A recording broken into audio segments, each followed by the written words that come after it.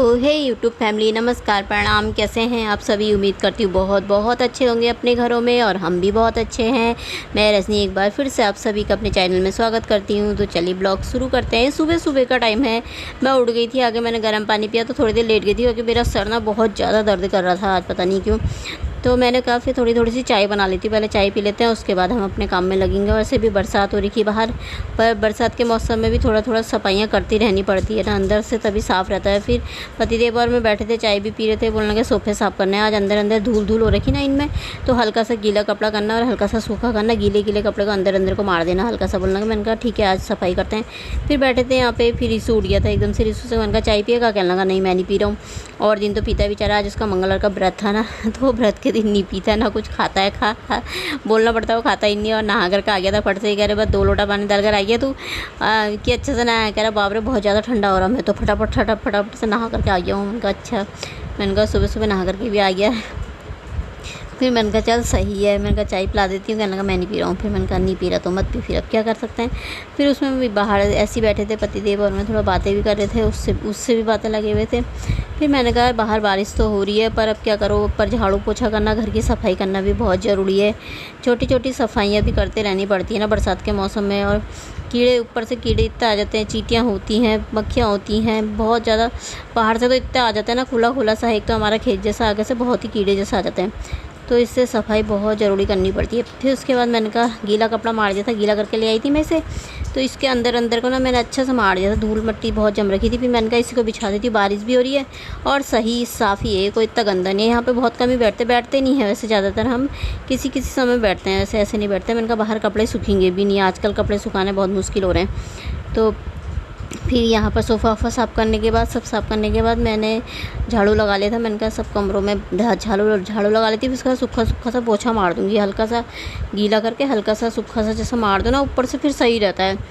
तो छोटी छोटी सफाइयों को ना बरसात के दिन में बहुत ध्यान रखना पड़ता है, कहीं से भी कीड़े निकल जाते हैं। पता किचन में भी शाम के टाइम में ना दवाई डालनी पड़ती है थोड़ा सी, वाश बेसिन में, उसमें ना सॉरी वो सिंक में, उसमें ना साफ़ करके सो तो सही रहता है, नहीं तो गैस के नीचे भी सब साफ़ करना पड़ता है। तो ये यहाँ पर ना मैंने ये भी मंदिर के बर्तन धो रही थी, तो मंदिर का बिम बार ना मैं अलग से रखती हूँ। तो रिसू से मैंने कहा तू मुझे बर्तन निकाल के दे दे। मैंने कहा फटाफट से बर्तन धो देती हूँ, फिर मैं नहा लूँगी, मंदिर साफ़ कर दूँगी, फिर तू पूजा कर लेना। फिर उसने मुझे बर्तन दे दिए थे। तो यहाँ पर ना मैं वो होता है ना पीताम्बरी, उसको नहीं लेकर आती, क्योंकि ये तांबे के ये वाले बर्तन है, थोड़ा सी मेरे पास दिया और घंटी यही है। बाकी मैंने सब ये ऐपण आर्ट होती है ना, जो हमारे यहाँ पे उत्तराखंड पे कुमाऊँ में सब लिखते हैं, ऑर्डर भी देते हैं बहुत बड़े बड़े सब, क्योंकि यहाँ पे हर चीज़ दिखता है ना। तो इसलिए मैंने कहा इनको प्लेटें हैं, थाली है मंदिर की, तो ये मैंने सब ना लोटे हैं, तो ये सब लिख करके रख रखे हैं। और लिख करके ना ये सही रहते हैं। इन्हें पेंट ला करके रेड पेंट लगा दो, फिर वाइट से लिख दो ना, बहुत अच्छा रहता है। और साफ़ भी हो जाते हैं, फट से साबुन से ही साफ़ हो जाते हैं, कोई चीज़ लगाने की ज़रूरत भी नहीं है इन पे। तो हमारे यहाँ पे ना ये बहुत लिखा जाता है देलियों में, और तांबे का वो होता है ना, वो गगरी होती है उसमें, और चौकी में, मतलब हर चीज़ बनाते हैं। अब तो बहुत चलने लग गया फिर से, तो अच्छा लगता है, लिख दो तो ना अच्छा लगता है। तो मैंने सब लिख रखे हैं, मैंने कहा लिख करके रख रखे, और साफ़ करके वो बिम्बार अलग रख दो, पूजा का सामान बर्तन धोने वाला ना अलग से बना लो, तो इसको अलग से साफ़ करके साफ़ हो जाते हैं, बिल्कुल चमक जाते हैं, ज़्यादा कुछ लगाने की ज़रूरत नहीं पड़ती इनमें। तो मैंने कहा मंदिर की प्लेट रेट घंटी ये सब धो धा देती हूँ, फिर नहा के मैं अच्छे से मंदिर साफ़ कर लूँगी, फिर ये पूजा कर लेगा फटाफट से।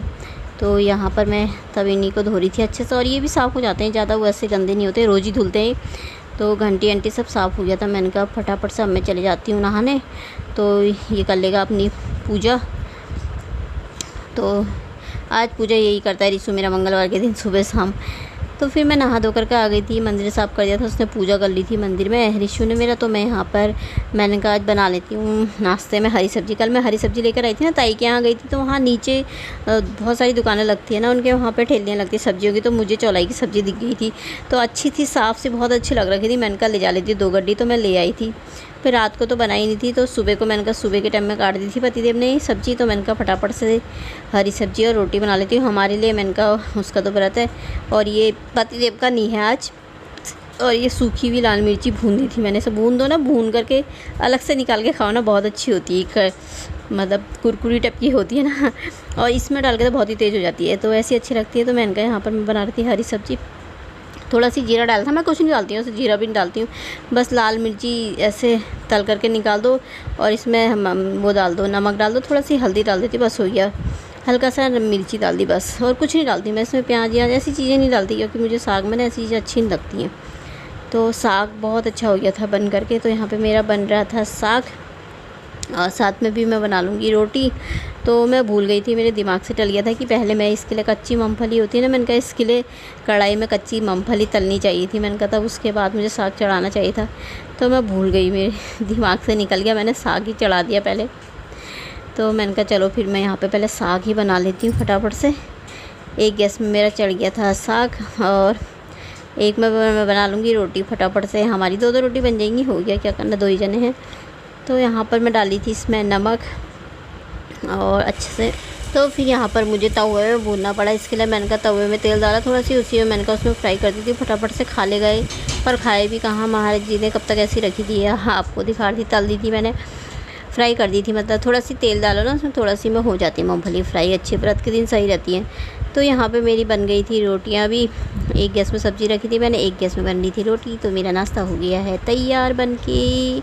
तो ये हरी सब्ज़ी, रोटी और मिर्ची, चाय ना हो तो फिर नाश्ते का मज़ा ही नहीं आता है।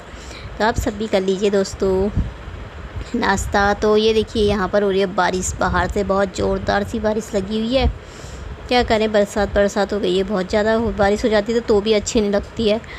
तो यहाँ पे लगी है बारिश तो बाहर से, फिर मैं आ गई थी। शाम और दिन में ना बहुत बारिश हो रखी थी, सुबह भी हो रखी थी, पर अभी तो बारिश नहीं हो रही है, अभी सही है मौसम। तो अब मैंने कहा ब्लॉग भी समाप्त कर दी थी, ब्लॉग लंबा हो जाएगा। पतिदेव को देखिए, उनसे मंगा रखी जलेबी रिसूखले। अब सुबह से उस बेचारे ना पानी, आज चाय भी नहीं पिया उसने, और दिन तो रोज़ चाय पीता था, लेकिन आज सुबह के टाइम में तो ज़रूर पीता था, थोड़ा सी चाय ज़रूर पीता था, लेकिन आज उसने चाय नहीं पी व्रत में। सुबह मैंने बोला चाय पी ले, नहीं। फिर मूँगफली तली ना मैंने उसके लिए, तो उसने वो भी दिन तक ऐसी रखी थी, एक दो करके खा रहा था, बस हो गया, वो भी नहीं खाई उसने। फिर मैंने कहा केले मंगा देती हूँ, कहने लगा नहीं वो भी नहीं खाने मुझे, केले भी मुझे कुछ खाना ही नहीं। उसने पता फ्रूट तक नहीं खा रहा था, कुछ भी खाना ही नहीं है कि, हाँ बिल्कुल। और मैंने कहा दूध तो खैर वो पीता ही नहीं है, वो तो बचपन से ही नहीं पीता है, दूध पिएगा। मैंने कहा गर्म कर देती, कहने लगा नहीं आज ना मम्मी मेरे लिए वो मत बनाना, हलवा मत बनाना ना, जलेबी मंगा दो बोलने का। मैंने कहा ठीक है चल, पतिदेव को बोला, मैंने कहा जलेबी ले आओ जा करके। उसको खेलने गया था, वो आकर के नहा धो के पूजा कर लिया, मुझे लग रही है भूख, कह रहा मम्मी पापा कब आएंगे। मैंने कहा भी आ जाएंगे उनको, मैंने कहा जल्दी जल्दी लेकर आओ, उससे भूख लग रही है यार। तो अब उसकी जलेबी पता नहीं कब आएंगे, वो कितनी देर में आएंगे, उसे लगी भूख, और दिन भर में से कुछ भी नहीं खा रखा है उसने आज। तो उसी का व्रत है, उसके पापा का तो है नहीं, तो उन्हीं को देखी हूँ मैं। फिर मैंने कहा ब्लॉग भी समाप्त कर देती हूँ, तो फिर मिलेंगे अगले ब्लॉग में। तो तब तक के लिए बाय। अब अगर आपको मेरे थोड़ी सी भी वीडियो पसंद आएगी तो प्लीज़ मेरे चैनल को लाइक कर देना, और जो नए आएंगे सब्सक्राइब कर देना। तो चलिए फिर अगले ब्लॉग में मिलते हैं, तब तक के लिए बाय। अपना ख्याल रखिएगा, सब खुश रहना।